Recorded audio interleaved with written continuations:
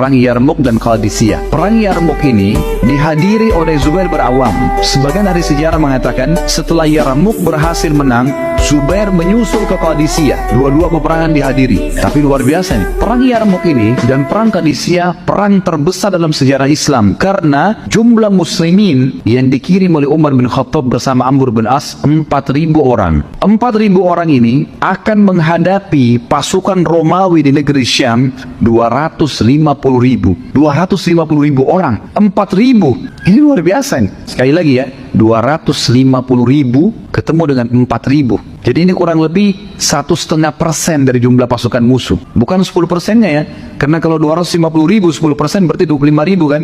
Ini 4.000 saja, cuma 1,5% dari jumlah pasukan musuh, pasukan muslimin berangkat ke sana. Waktu Amr bin As radhiyallahu anhu melihat kayaknya Mesir sama negeri Syam ini susah ditembus dengan 4.000 orang. Gimana caranya nih?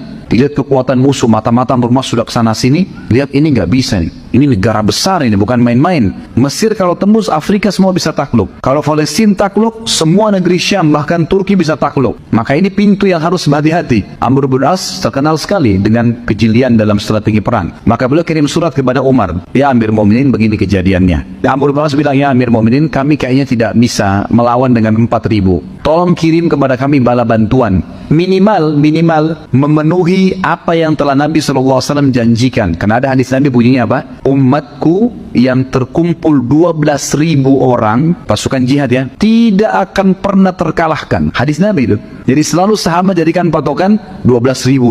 Kalau sudah 12.000 sudah pasti menang gitu loh. Asal semua mujahidin itu janji dari Nabi SAW gitu kan. Maka Amr bin As ingin mengejar target itu. Nggak usah lebih dari 12.000, walaupun pasukan lebih banyak 12.000. Nabi sudah janji itu. Kirim surat kepada Umar. Apa yang terjadi? Umar bin Khattab menemukan di Madinah nggak cukup pasukan. Mana caranya kirim? Ini sana 4.000 kirim 8.000 nggak cukup di Madinah. Apa yang terjadi? Umar bin Khattab mengirim 4.000 orang. 4.000 orang ini pun diiklanin nih, siapa yang mau jihad ke sana. Gabunglah semua sisa masyarakat Madinah 4.000 orang. Lalu Umar bin Khattab mengirim bersama 4.000 itu 4 orang. Lalu menulis surat kepada Amr bin As. Wahai Amr bin As, aku telah mengirim kepadamu 8.000 pasukan. 4.000 pasukan yang real, 4.000 personil, dan ada 4 orang bersama mereka yang satunya sama dengan 1.000 orang. Jadi sama saja 4.000 nih. Ini luar biasa ini.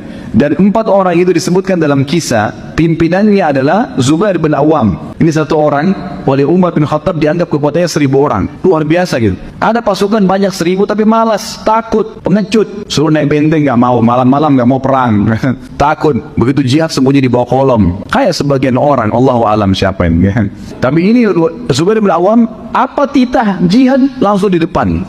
Bukan sembarangan orang-orang seperti ini, luar biasa. Kata Umar, dan saya ngirim bersama 4.000 itu 4 orang yang kekuatan mereka adalah 4.000. Setiap orang di antara mereka punya kekuatan 1.000 orang. Tentu di sini disebutkan oleh sebagian tentang siapa saja orang-orang itu, tapi yang jelas mereka adalah pimpinannya Zubair ibn Awam. Sebagian ya disebutkan bahwasanya yang dikirim adalah Zubair pimpinannya, kemudian yang kedua Miqdad. Miqdad ini tadi yang saya bilang juga sahabat Nabi yang mulia. Ini juga orang yang sangat pemberani. Nanti ada bahasan sendiri tentang dia ya. Ini memang Umar juga hitung kekuatannya 1.000 orang. Kemudian yang ketiga Ubadah bin Samit. Ubadah bin Samit termasuk sahabat Nabi yang pemberani dan juga dia ahli faraid. Kemudian ada Maslamah bin Makhlad. Ini juga nanti tentu ada bahasan nanti sahabat-sahabat yang mulia yang kita akan sempurnakan, karena bahasan kita kurang lebih 100 sahabat nanti insya Allah. Tapi kita hari ini baru masuk yang ke-6. Semoga Allah mudahkan. Ada sebagian ahli sejarah mengatakan yang keempat itu bukan Maslamah tapi Kharijah bin Hudzafah radhiyallahu anhu majma'in. Jadi ini 4 orang sahabat yang terkenal yang diutus oleh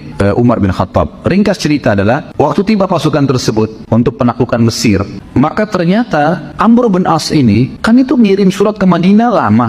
Dari negeri Syam, dari wilayah perbatasan Mesir ke Madinah itu bisa sebulan jalan ngantar surat. Balasan Umar bin Khattab menyiapkan pasukan balik dari ke sana lama. Dan ternyata waktu Zubair bin Awam tiba di wilayah Mesir yang akan ditelekan oleh Amr bin As ini, itu Amr bin As sudah mengepung selama 7 bulan. Nggak berhasil. Jumlah pasukannya cuma 4.000 tapi berhasil mengepung gitu kan. Begitu Zubair bin Awam datang, tanya Amr bin As, ada apa nih? Kita belum bisa tembus. Tanpa banyak ngomong nih, Zubair bin Awam langsung tarik beberapa temannya, naik kuda, kelilingin benteng itu. Dikelilingin sama dia semua, dilihat kondisinya. Disebarin orang-orang di situ, dilihat sama kekuatannya di mana nih. Orang-orang yang di atas ini, yang musuh-musuh yang tadinya siapin panah, kalau ada yang mau cuma jerang, lihat ini pasukan sedikit segelintir, 5-6 orang tapi kelilingin benteng itu semuanya. Dan Amr bin As tidak punya strategi ini awalnya. Begitu selesai, ternyata Zubair bin Awam untuk kelilingi, dia cari celah mana yang bisa naik di tembok nih. Begitu selesai dia balik, dia bilang sama Amr bin As, izinkan saya untuk bisa menembus benteng. Kata Amr, kalau bisa silahkan. Sudah 7 bulan kita kempung gak bisa-bisa. Dia bisikin 5 orang temannya, cuma 5 orang nih. Kalau kalian dengar takbir saya, ikut dari belakang.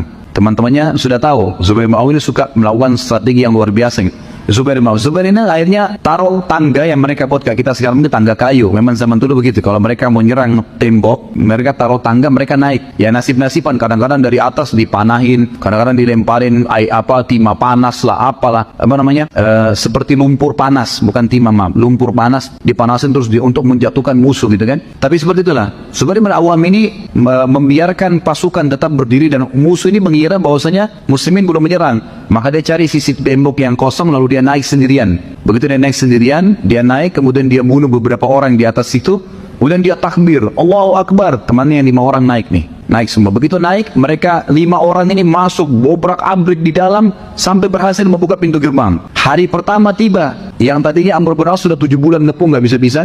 Hari pertama tiba sudah tembus benteng. Akhirnya Mesir takluk, sampai kata ulama apa? Yang panen pahala masyarakat Mesir dan Afrika Zubair bin Awam. Gara-gara keberaniannya ini tembus benteng, masuk Islam, sampai sekarang Mesir Muslim. Negeri di sebelahnya semua yang takluk setelah itu Tunis, Jazair, Maroko, kemudian ke bawah semua ya. Itu semua masuk Islam justru kena pintunya dari Mesir.